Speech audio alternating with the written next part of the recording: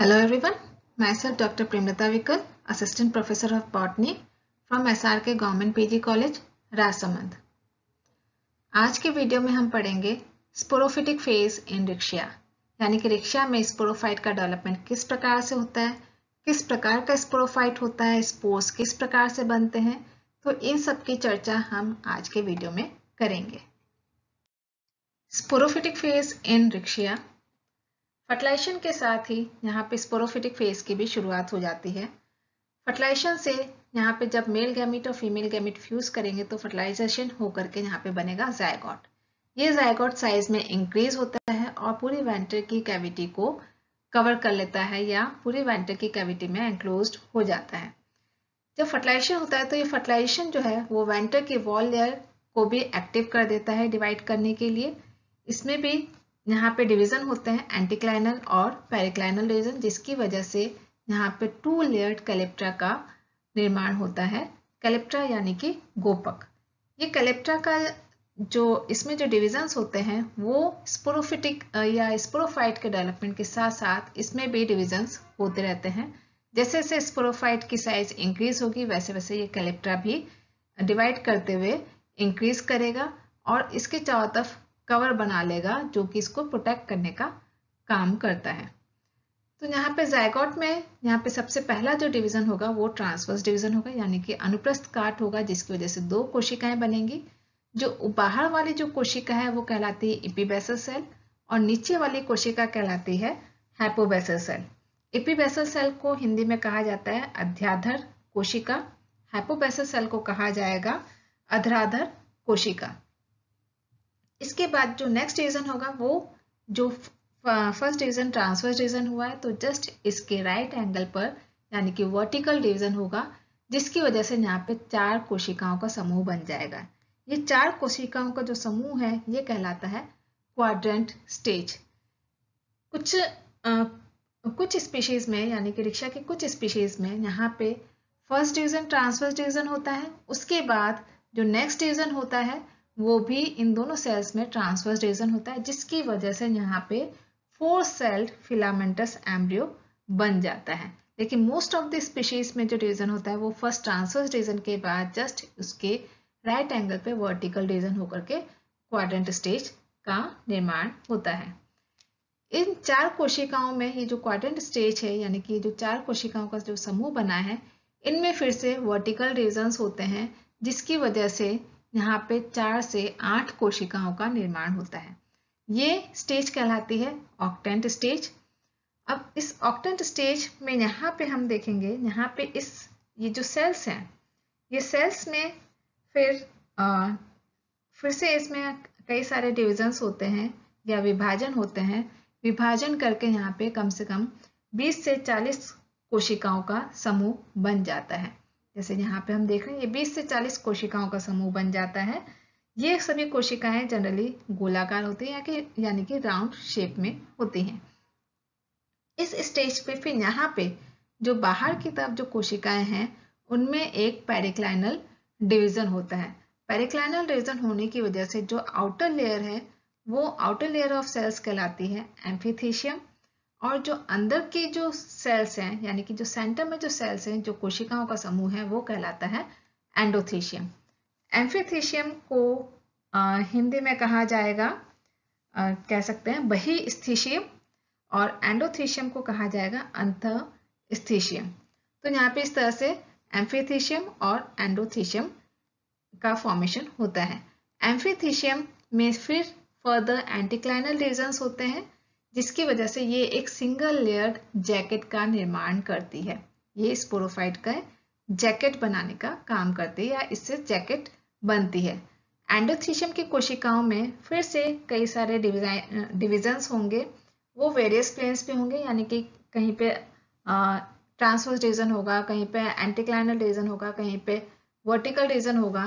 तो इस तरह से हर प्लेन पे डिवाइड करते हुए इनमें और भी कोशिकाओं का समूह बनेगा, या कह सकते हैं कि यहाँ पे स्पोजिनस मास ऑफ सेल्स बन जाता है। स्पोजिनस टिश्यूज का एक समूह बन जाता है इस तरह से।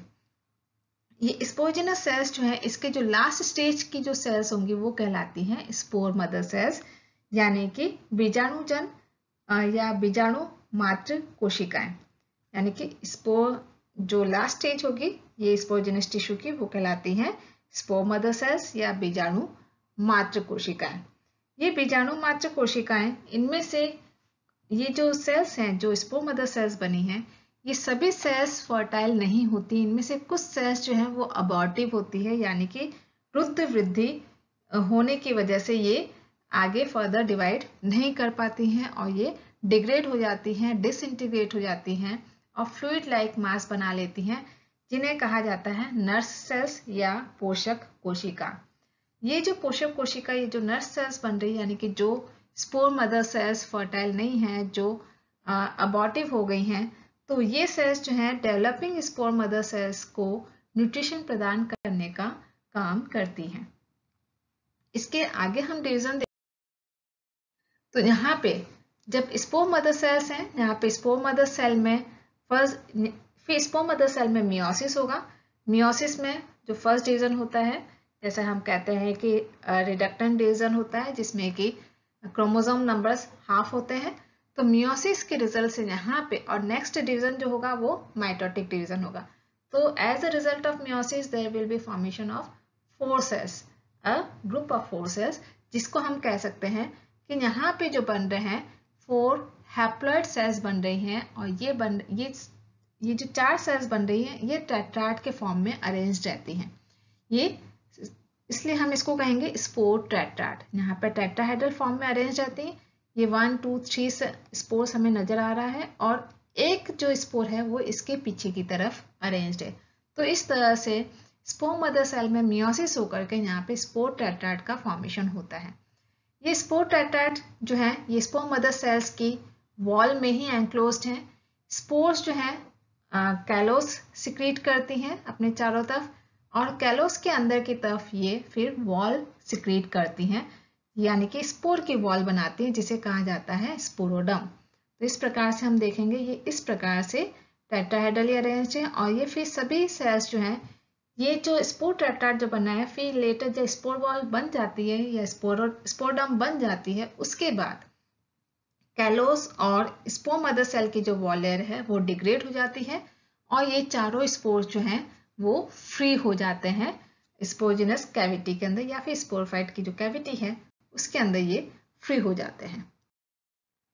मैच्योर स्पोरफाइट की स्ट्रक्चर देखें तो हम यहाँ पे जब अगर हम मैच्योर स्पोरोफाइट की बात करें तो यहाँ पे रिक्शा का जो मैच्योर स्पोरोफाइट है वो कैप्सूल के फॉर्म में, यहाँ पे फुट और सीटा का अभाव होता है, यहाँ पे फुट और सीटा नहीं है और ये जो स्पोरोफाइट जो बन रहा है ये डॉर्सल सरफेस पर ही थोड़ा सा अंदर की तरफ धंसा हुआ रहता है, जैसा कि हम यहाँ पे थैलस में देख पा रहे हैं ये थोड़ा सा अंदर की तरफ धंसा हुआ रहता है। जो स्पोरोफाइट जो है वो प्रोटेक्टेड है किससे, यहाँ पे स्पोरोफाइट की जो है जैकेट भी प्रेजेंट है और उसके बाहर की तरफ 2 कैलिप्टा की लेयर्स भी प्रेजेंट है जो इसकी प्रोटेक्टिव कवरिंग है। तो ये जब स्पोरोफाइट में फिर लेटर स्टेजेस में जब स्पोरोफाइट मैच्योर हो जाता है तब यहाँ पे जो स्पोरोफाइट की जो जैकेट लेयर है वो डिग्रेड हो जाती है और कैलिप्टा की जो इनर लेयर है वो डिग्रेड हो जाती है। तो यहाँ पे ये स्पोरोफाइट जो है सिर्फ आउटर लेयर ऑफ कैलिप्टा से ही एंक्लोज्ड रहता है।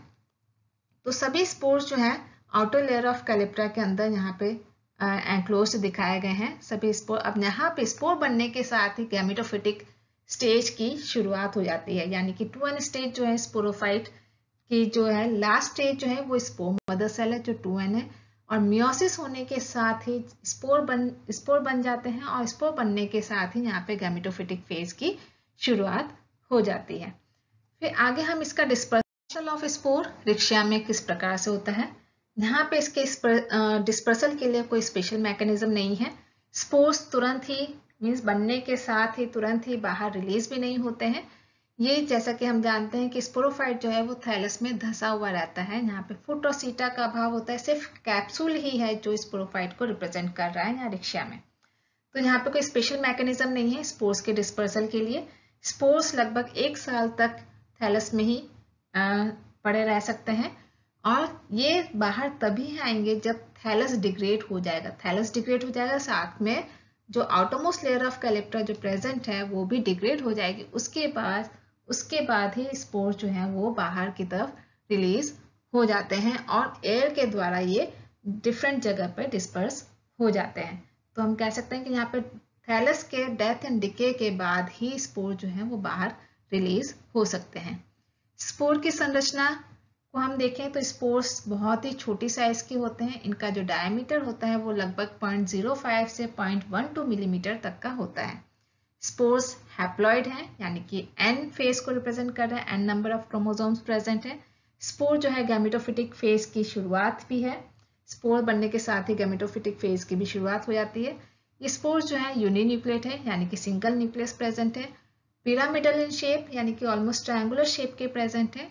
इन स्पोर की वॉल को स्पोरोडम कहा जाता है। ये स्पोरोडम 3 लेयर्स की बनी होती है। जो आउटरमोस्ट लेयर है उसे कहा जाता है एक्सोस्पोरियम, मिडिल लेयर को मेसोस्पोरियम और इनरमोस्ट लेयर को एंडोस्पोरियम कहा जाता है। जो आउटरमोस्ट लेयर है वो क्यूटिनाइज्ड होती है, क्यूटिन की बनी होती है और ऑर्नामेंटेड होती है, यानी कि उसमें कुछ ग्रूव्स और उभार और खांच प्रेजेंट होते हैं, जिसकी वजह से वो एक ऑर्नामेंटेशन या थोड़ा सा डेकोरेटिव स्ट्रक्चर को रिप्रेजेंट करता है। और जो इनरमोस्ट लेयर है एंडोस्पोरियम वो सेलुलोज और पैक्टोज की बनी हुई होती है। यहाँ पे हमारा स्पोरोफिटिक फेज इनरिक्शिया कंप्लीट होता है।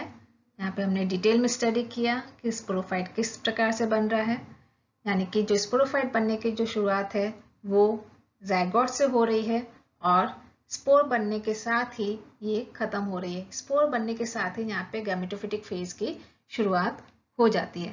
तो नेक्स्ट वीडियो में हम पढ़ेंगे कि स्पोर से किस प्रकार से गैमेटोफाइट बनता है। Thank you.